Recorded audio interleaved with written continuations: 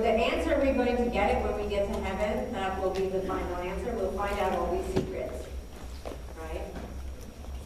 Okay? Yes? I was just wondering if the instruction is to pray. Okay, that was found in the example during the life of the prophet. So those are the hadith. So there are a lot of different hadith that show examples about how to pray and show how they prayed in a group, how they prayed by themselves, etc. Behind you, yeah. You said that if you miss a prayer, you can make up. Yes. How would you do that? Are there any circumstances where it's not okay? Okay. To make it up, usually the recommendation is as soon as you forget, you should make it up. So say I didn't wake up at Fajr for the morning prayer, and then when I did wake up and I go, oh no, I forgot to wake up, my alarm didn't go off, whatever, then I should get up and go and pray right away. So that's the recommendation. Doesn't mean that people might delay it and do it at another time. We also have an easier way when you're traveling. Say, for instance, you're on a plane for 14 hours, you're traveling somewhere. You can combine certain prayers. You can combine the 2 daytime prayers together and the 2 evening prayers together and make them shorter because it's a difficulty on you. So think about the situation at the time of the Prophet, peace be upon him, their lifestyle. They used to go on these caravans and they would travel, out of Saudi Arabia up the peninsula into other countries, right? So they'd be gone for long times, and I don't know if you've ever met a camel, but camels are kind of difficult to deal with, and they get crotchety. So you don't want to stop the camel a lot, right? You want to keep going. So they have this, ability to shorten the prayer and make them closer together to make it easier for them. And the rule of thumb is if you travel, because now we're driving in cars, say I went more than an hour driving, usually that's when you can start travel prayers. So if you're driving up the coast to San Francisco, you can start doing that. Okay? Sorry, I know you probably want to move on, but It's okay. just talking about prayers. So when you pray, do you believe God answers your prayers, or does the religion teach that God will answer the prayers that you pray, or is it more of just something that you do to pay respect? That's an interesting question. If everybody heard him, he's asking, when you pray, do you believe God will answer your prayers? Or is it just something you do out of respect? Like I said, there's 2 different kinds of prayers. So the physical 5 daily prayers, yeah. We are more glorifying God during those prayers than asking for something. But in the supplications, we believe, and it was told to us, that just keep asking. Even if you don't see the reward happening or what you're asking for, you may get that thing in the afterlife. So you should ask for everything and anything. So you're free to keep asking, for $1 million, for, a beautiful house, whatever. But you may not see it in this lifetime, so you have to be patient. That, you may not see the reward here, you may see it in the afterlife, but it's guaranteed He will answer, but it may not be in your lifetime here. Okay? Thank you. You're welcome. Okay. So we'll move on to charity. When you have your income, some people save money onto the side. So say you have a savings account, and that money you don't touch it all year. It's not the money you use for groceries, for the rent, for different things. It's savings only. So we're required as Muslims to give 2.5% of that savings only to the needy. And so if you lived in a Muslim country, there are government agencies that can do this for you. But here in the United States, we kind of do it through the mosque or through nonprofit organizations because we don't have that set up here. So we have a tendency to give more than that, though. People are encouraged to give as much as you can, but that is a very small amount, actually, when you think about only from your savings. You may only have $1,000 in savings, right? So you only have to give a small amount of that. So other ways we give besides money is in volunteerism. We have a tendency to do feeding the homeless or a lot of different activities, especially with children. We try to get them involved and have them participate with us. So it's only once a year that you would have to do that 2.5%. Okay, the month of Ramadan. So I briefly touched on the idea that we have an Islamic calendar. And that calendar is based on moon cycles. So if you're a little bit familiar, you know there's a full moon, a new moon, and it changes every month, right? And then it's repeated. But that cycle is not necessarily 30 to 31 days, which is the Gregorian calendar month size, right? So like March is 31 days, but the Islamic month may be shorter than that. It could be 28 days, 29 days. So we put a lot of emphasis on knowing when that happens, that we would have the timing of the months based on seeing the moon. So if you live in a Muslim country, and the neat thing that I saw when I was there is when Ramadan is coming, which is a really important month for us, there's a lot of excitement, and they have people who go out especially just to sight the moon, and they'll be out there watching and waiting, and when they see it, they shoot off a cannon in some countries to like announce that, oh, tomorrow's going to start Ramadan. So we have, and the same thing will happen at the end of the month to know that we're going to stop fasting at that time. So, go ahead. All right. So in the month of Ramadan, we believe that is when the Prophet, peace be upon him, received the revelation about the Quran. So that is what we're celebrating in the month of Ramadan. We put a lot of emphasis on reading Quran, and we try to finish the entire Quran in that month. So if you came to the mosque during Ramadan in the evening, we have special extra prayers, and we'll bring like a special nice reciter who will come and read. And they will read a portion every night until we complete the whole Quran during that month. So it's special and different. And it could be late at night because right now we're going May, June, so it's going to be a longer day. So sunset is definitely going to be a lot later than 7:30. Speaking of 7:30, what time is it now? Okay, maybe in 10 minutes we'll take a break because we need to pray. Yes? In reference to the reading of the whole Quran, Yes. that applies to those in English reading? No, actually, and that's the interesting thing, is people always ask me, well, you do have to learn Arabic in order to be a Muslim. You don't have to, but you need to know enough how to pray. So the people who read Quran fluently, those are the people who are going to be reciting, and those are the people who will read it in Arabic. They won't be reading it in English. But you, as an English speaker, can read the English translation.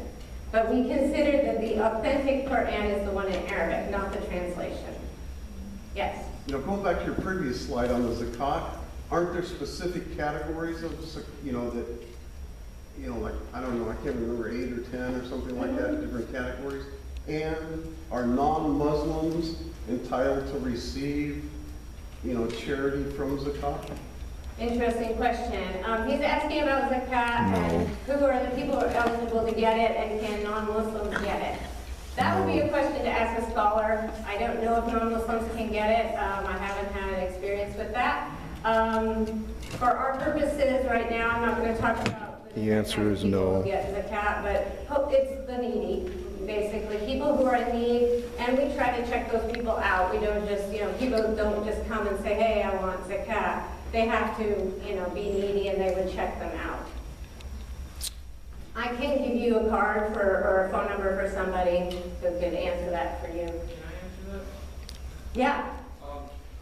Zakat is, so the zakat is required, so Muslims give it and Muslims receive it, but the second charity you're talking about is called sadaqah, which is what is given to the non-Muslims. So Muslims receive zakat, and I feel like that's a rule, but the sadaqah is what is given to non-Muslims. Yeah. There is more than one type of charity, and those are some of the titles of it, but thank you, brother, for that information. Go ahead. Okay, so during that month of Ramadan, so we're celebrating the Quran, right?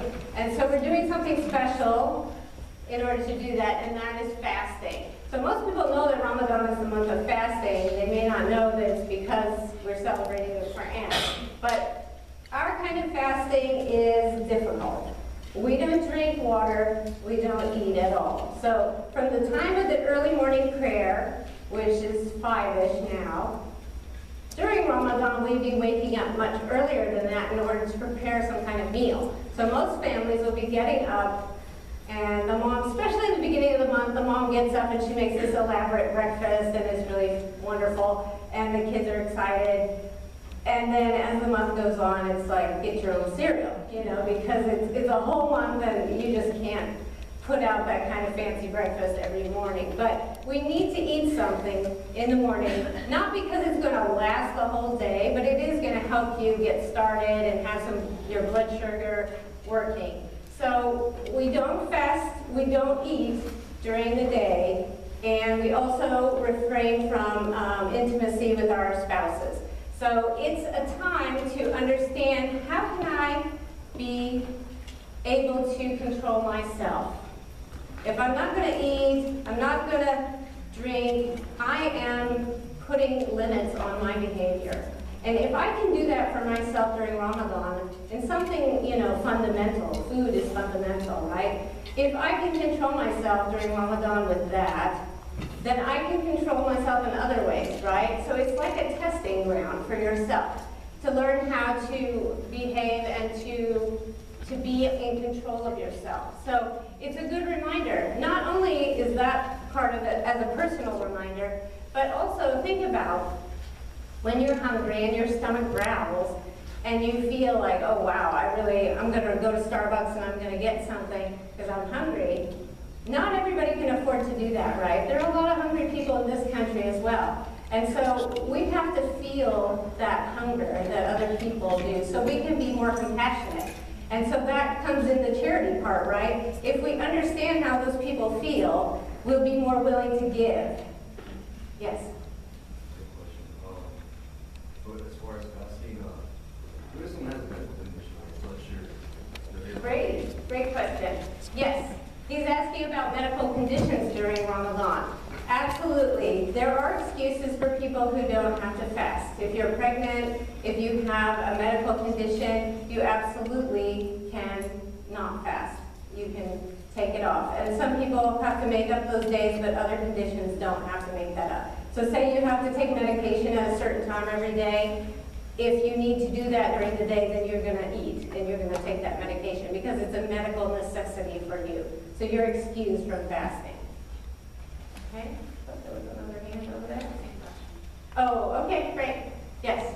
At what age would you be fasting? Okay, children have a tendency to practice for a long time before they really get going. And I know from my experience that my kids, you know, would say, oh, I'm fasting today, you know, and then 10 minutes later they're in the kitchen, you know, eating something.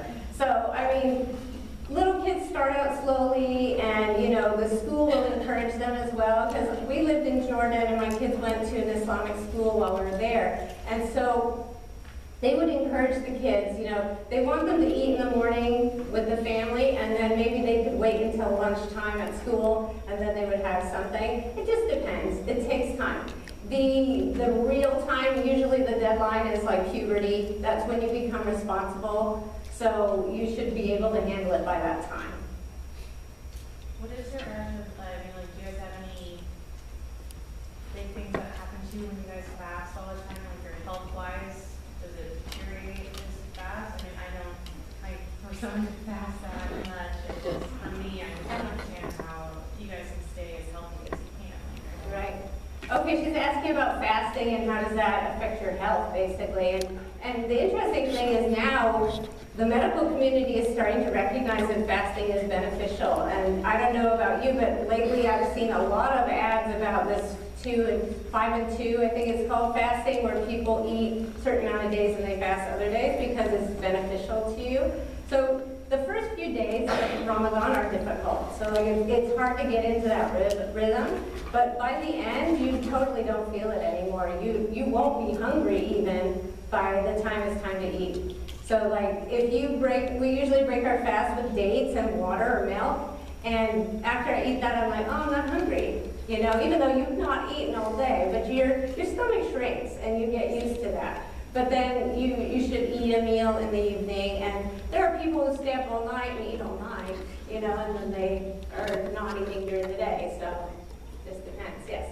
When you're fasting, is there like a certain medical condition where you don't need to do it, or is it just like every medical condition in general that you don't need to fast?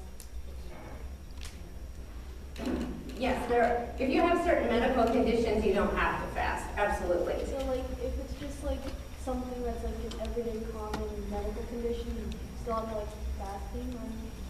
It's really between you and your doctor. Like if your doctor tells you, hey, I don't want you fasting, then we would follow that. Some people are good at fasting and some people aren't. And I think, you know, when I was younger, I was really good at it, and now I have challenges with it. So you kind of have to decide for yourself, you know, is this serious enough to not fast? And if you have a doctor, you would ask them, you know, hey, is it safe for me or not? Yeah, if you have a common cold, I think, you know, you could get away with still fasting. Yeah. Is there a specific consequence of not fasting within a religion? That's a good question. Is there a consequence if you don't fast? And I've had this question too about if you don't pray, if you don't, you know, wear hijab or these kind of things. And really it's between you and God. You know, the final consequence is with God. So we won't know what we've done and how that affects us in this lifetime. But I think if you ask the majority of Muslims, they want to do those things because we want to go to heaven. And Muslims really are in this life as a test. And so all the good things that we do are going to rack up points basically for us to get into heaven. And so that's really our goal, is to do as many good things as we can to be entered in heaven. So like it's between you and God. If you have that kind of faith though, that you believe God is watching what I do, you're going to do what you need to do or what you think you need to do, right? Yes? Is there a specific act that is 100% necessary? I guess, so like if you just did it would that be more of a consequence to that as opposed to not fasting? I think the most important part of being a Muslim is having the belief, or, you know, I believe in God and His messenger. So that's like the basic thing. Like you have to have that belief to be a Muslim. If you never get around to adding all the other things, then God's going to judge you in some way or other, but the basic is just, you know, you have to believe in God and His prophet. That's like the bottom level. Yeah. So like in the like Christian Uh-huh. there's like baptism, Catholicism. Like, does Islam have similar qualities that a lot of us might not know? So like when you become of age, if you were baptized into the religion, do Muslims have something like that, you mean? No, Christianity has like different branches, like Catholicism or Lutheranism or anything like that. Does Islam have like certain branches of its own? Yes. That they might have? Right, yes. There are multiple branches. There are two main groups, and those are the Sunnis and the Shia. And if you've heard of those, they had a fundamental difference at the time of the death of the Prophet, peace be upon him, because of the succession. The Prophet, peace be upon him, didn't say, okay, I pick Joe Blow to be the next prophet, right? Or not prophet, but the leader of the Muslims at that time. So he never said it in the name, but he had clues that he gave, and he had primed a certain person. So there was a split between the people who thought it should go to that guy who had been trained, and there were people who thought it should go to a person who was related to him. So they thought it should be more like, you know, a king and the prince and lords and this kind of thing. So they thought that's where the split happened originally. So those are the main two branches. The majority of Muslims in the world are Sunni, so they believe that the person who succeeded the Prophet was the most qualified for the job, but not necessarily a relative of the Prophet. Okay, thank you. You're welcome. Yeah. Yeah, the two major Sunni and Shia, they don't have difference in the fundamentals. They both Correct. believe in the 5 pillars and the Quran. There is no difference in the fundamentals. That's right.